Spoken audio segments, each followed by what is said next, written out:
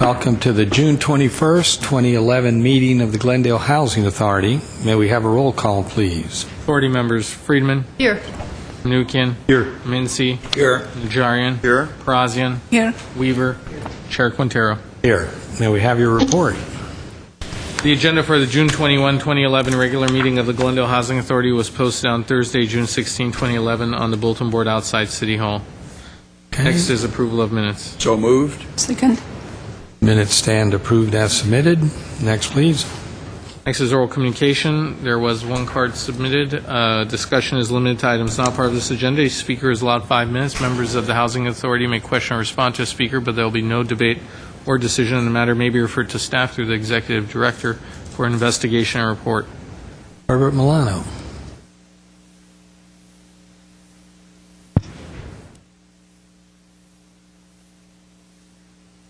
Housing Authority Chair Quintero, members of the Housing Authority and staff, my name is Herbert Milano. Yesterday, during the budget study session, we found out that programs funded by the Community Development Block Grants were paying up to $120 an hour for involvement of police officers in programs aimed for kids at risk. I've been following the Community Development Block Grant program for some years now, and I've seen how year to year there have been reductions, and significant reductions in funds aimed precisely at the riskiest neighborhoods. A couple of years ago, I ran into 2 police officers at the stairwell of the MSB building. As I was walking up to speak on some of the items at the CDBG meeting.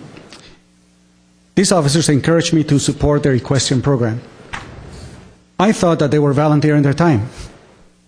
Never in my wildest did I ever imagine that they were on the payroll, let alone on overtime.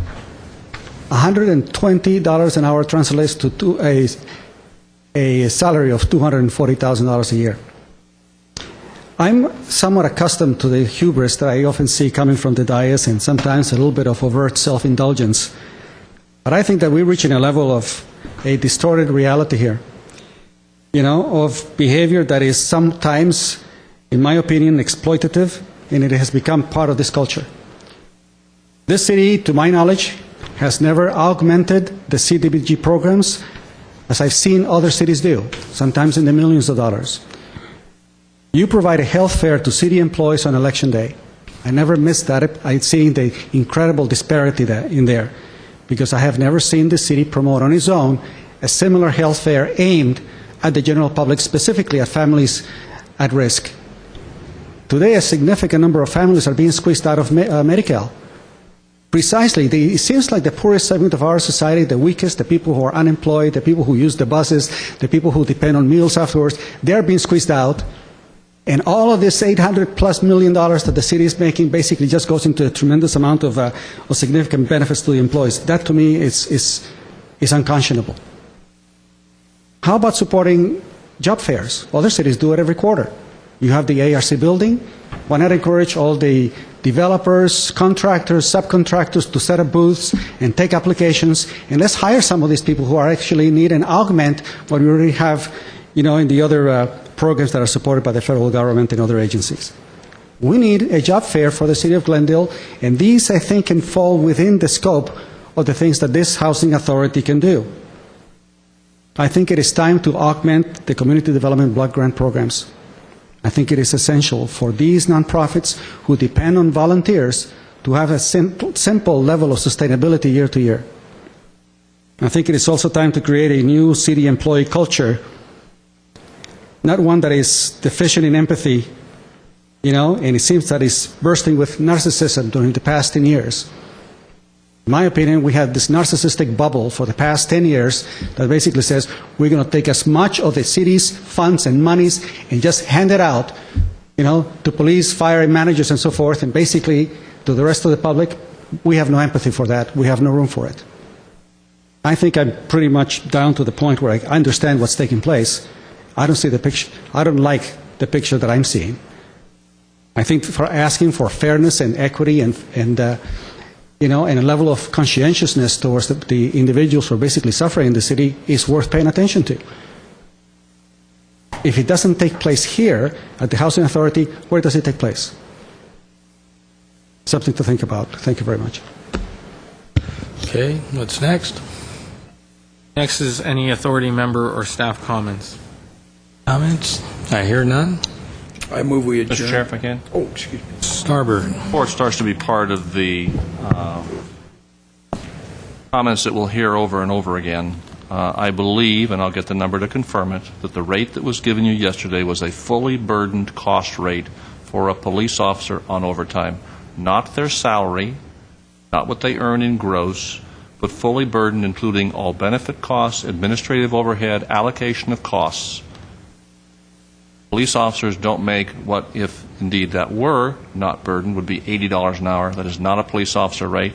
I don't have it at my fingertips. I will get it for you. But to say that a police officer is making $120 an hour is not a fair representation of what that figure was intended to reflect. I just want to put that out there because I suspect we will hear this over and over and over again. So I will get the number and I'll provide it to you so either you or I can correct it the next time it is said again. Well, I wasn't going to respond, but if we're going to respond to the speaker, actually that's a part-time situation for these police officers over and above their normal shift, so it doesn't come to $240,000 a year. And in terms of job fairs, the Verdugo Job Center, which is funded under CDBG, Department of Labor funds, et cetera, have numerous. The Verdugo Job Center has numerous job fairs for veterans, for low-income workers, for dislocated workers, and basically it's always been housed in the city of Glendale on Central Avenue, and it combines the city of Burbank, city of Glendale, and La Cañada, Flint Ridge, but also works with low-income and dislocated workers from the surrounding Los Angeles neighborhoods. Mr. Najarian? Well, I wanted to thank Mr. Milano for his unspoken compliment to me on the insightful cross-examination I did on Chief DePompa yesterday. You're welcome, Mr. Milano. However, that is the figure that we did hear from Chief DePompa, and it in no way diminishes my concern that we are paying way too much for those programs when they could be and should be staffed by volunteers or lower-paid professionals to continue those programs and the benefits to the children. Now, whether it comes back, Mr. Starbird, and it's $80 an hour or $75 or $85, I think that's not so much the point. The point is that they are being paid. That the impression that I had, unfortunately, was that number one, that there was some volunteer effort being done, and that never would it be counted as overtime, time and a half overtime. So that's one of the things we did discuss, and I'm hoping that we could resurrect those programs with a much lower cost basis to continue the services to the kids. Yes, Mnuchin? Basically, the issue is we're budgeting based on $120 an hour, basically. And I think that's too much for those programs. Okay, any other comments? Just very quickly, I'm not disputing either of those issues. I just don't want to be termed as an officer makes, because the public will take that one way, and we know it's something different. A Step 6 officer, which means after 4.5 years, a veteran, their hourly rate of pay is $48.35 straight time. Overtime would be $72.52. Now, anybody can do the math on that, and I won't dispute it. And I'm not disputing whether or not, from a policy standpoint, those programs are bearing too much. I just want to make sure people don't think that a police officer makes, the way the public would think of it, $120 an hour. Okay, what's next? There's no new business. I'll try again. Move we adjourn. Second. We are adjourned.